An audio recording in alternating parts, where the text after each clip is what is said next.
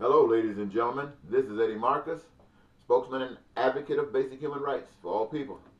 Glad to be here one more time to share with you some information that I have received that is opening my eyes wide, and I hope will do the same for you.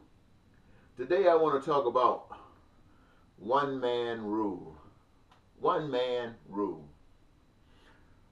They say that this nation was founded on people who were tired of a king and the rules and regulations that were posed upon them, and so they resisted. They resisted. I'm sure there were conflicts there, conflicts for which they were losing, and so they decided to run for other shores, being that efforts were being made to get people other places around the world. And so the people who left there because they couldn't stand the crap they had to go through came here. And much of that crap that they had to go through there, they brought here with them. And part of it was taking the voice away from the women, making those women's mothers and house cleaners, sex slaves, and whatever else they were needed to do. That was where women were basically relegated. That doesn't mean they weren't treated nice and kind as long as they stayed in line. I'm sure there were all kinds of other things happening when they did not stay in line. And that was something I'm sure that the women maybe would have hoped would have left, but it didn't. So they came here and started to settle. Then they brought some of the other tricks with them. Stealing, lying, and took land that belonged to others. Land that others were willing to share with them, but there wasn't enough. They had to have it all. Well, life goes on, and I'm sure there were some associations and some gathering points. There were many wars fought. Then it seems as if that wasn't enough. They hadn't taken this land. They were lazy, didn't know what to do, because they probably, many of them came from the aristocracy and others had worked for them. And so they needed people to work for them now. And so they went about the business of trying to get poor whites who came over here to do just that, work, to give labor for those who were going to take stuff. They came here knowing, the ones who were going to take stuff came here knowing.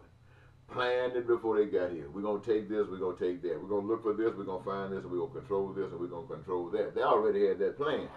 So they brought a bunch of serfs, poor whites, or whatever they could find, and brought them here and put them to work, little or nothing. And then they started a slave trade. Wow. What they were bringing in, wow, blacks, by thousands or hundreds of thousands, and selling them off, doing all kinds of things. Woo! But there were some strange people, wouldn't you say? Strange people came here to have a good time, came here to get rid of their problems and brought their problems with them and did it to the women. Wow. Then they did it to those who lived on this land. Wow. Then they took other people and made them slaves. Wow. Wow. Man, that's sad. And over time, they started having it put in their face that some of the things that they had been doing wasn't nice. People started rebelling back, fighting back. And they accomplished some of the things that they had lost. They got them back. They got the women their voice box back, they could speak. And they even took the chains off of the slaves. They wouldn't let him vote initially. And they got him in a vice right now. They still hold on to a lot of that stuff. But in the meantime, ladies and gentlemen, we tried it. We came, and if you want to call any of that progress, through a system that they call democratic. But there was something that made that democratic system no better than other systems of the world. And it has to do with the economics. It has to do with the that which is essential for survival, that which is essential for life. It has to do with them that got and them that don't. And it appears that it doesn't matter what kind of system that people live under. The system only works for a few. And everybody else, regardless of what system, they all end up the same. Isn't it a shame? Isn't it really a shame that the whole earth was made by a power we don't know? And everything that's done on this earth is done by human beings. And having done all that, we have to struggle so hard to just survive. We make all the food, we make all the clothes, we make all the shelters, we make all the education, we make all the health care. We do. And we can't even get it unless somebody has hired us to do something for them. What is it that we do for them? The same thing we do every day. They stole it from us and gotten away from it, gotten away with it. And we can't enjoy those things. And the people came away from running from a king who oppressed them. And here they are. And if that wasn't good enough, in 2016, it began, probably before, but in 2017, we actually have a dictator in the White House. Talking about make America great again. We have a dictator, one-man rule in the White House. We're talking about bringing peace and prosperity and joy to every individual in this country. And we have a dictator, one-man rule in the White House, voted in by people who were mad with everybody else who said they could do something and didn't. But that wasn't all. They were voted in, or he was voted in, by Republicans and Democrats. And that's not all. He was voted in by those who said that they had another king called God, called love. They voted under the pretense of a lesser evil. And so we have one-man rule, a dictator in the White House, a dictator who took away the voice of the Senate. There have been one or two senators who spoke against this one. And for some strange reason, they're all getting in line now. And I don't even think we had any House representatives, maybe a few, but everybody else of that particular party is in line. There might be some people on the opposite end who are not in line, but they're not expected to get in line. But they got all they need to get in line. Those who are not in line of the House, they can't stop it. Those who are not in line of the Senate, they can't stop it. And what about the Supreme Court, the judiciary? The judiciary is on his team all the way. The Supreme Court is in line. The news media, the major ones are falling in line. The minor ones on cable, they keep talking and talking and talking, but that's only talk.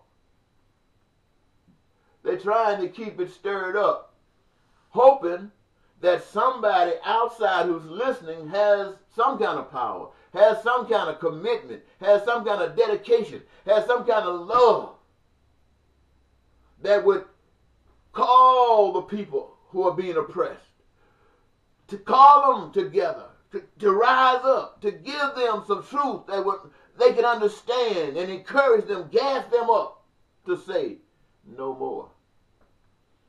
And then we'll look at those who will say that they love God, and they will tell us that God says, thou shalt not kill.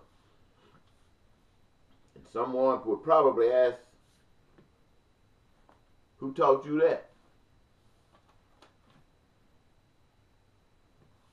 And the answer would probably come back, someone who's out killing you, but don't want you to kill them. That's where that came from. Because in the situations of battle, the sea does not always open. A bridge does not always appear. And so when that water does not part, when that bridge is not over, then what are those that's supposed to depend on something that's not there supposed to do? Well, they can do one or two things. They can continue to depend on it, and if it comes, be grateful. And if it doesn't come, be grateful. You did what you believed. Or, if you believe that the power will be with you, and because that power is with you, and because you are on the right side, then stand up. How can you lose? So what am I saying to the people of America? All you lawyers, all you university presidents,